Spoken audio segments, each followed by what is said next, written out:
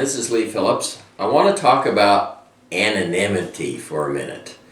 All of the real estate investors and everybody are running around saying, man, I got to be anonymous. If I can make it so that I set all the property up in a trust, a land trust or some other trust, and then name it a funny name, then nobody will know that it's me.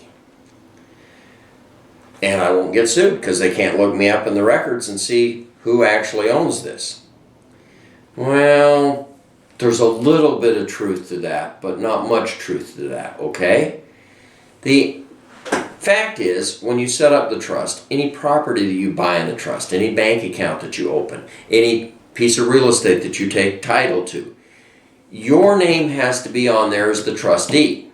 Now they say, oh, we're going to have somebody else be the trustee. Well, yeah, I don't want somebody else being my trustee, taking care of my property. I want to be able to do that.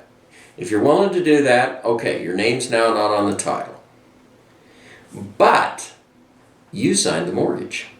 I'll guarantee you signed the mortgage. And we can find that mortgage just like that. No problem. So are you really anonymous when it comes to that piece of property? I don't think so. If there's a mortgage, there's no way you're anonymous.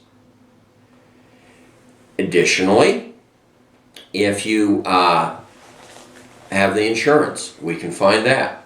We can find all sorts of things about this piece of property that you are supposedly anonymous on.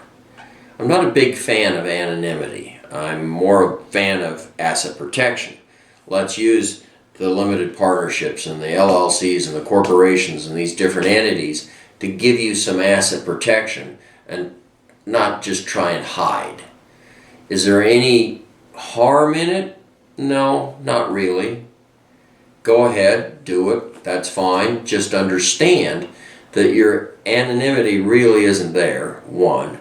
And two, it gives you no asset protection. Now, that's not to say that it might not deter something, but it's a teeny tiny hurdle that we're trying to jump. And do people trip over door thresholds? Yeah. But if I've got a bigger hurdle of an entity or something, my chance of tripping up the guy who's coming after me is a lot bigger.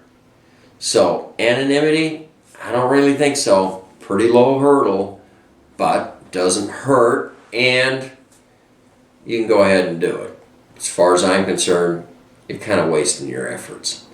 One guy, we were trying to help him, and he kept saying, no, I can't do this, I'm anonymous. Can't do this, I'm anonymous. Can't do this, I'm anonymous.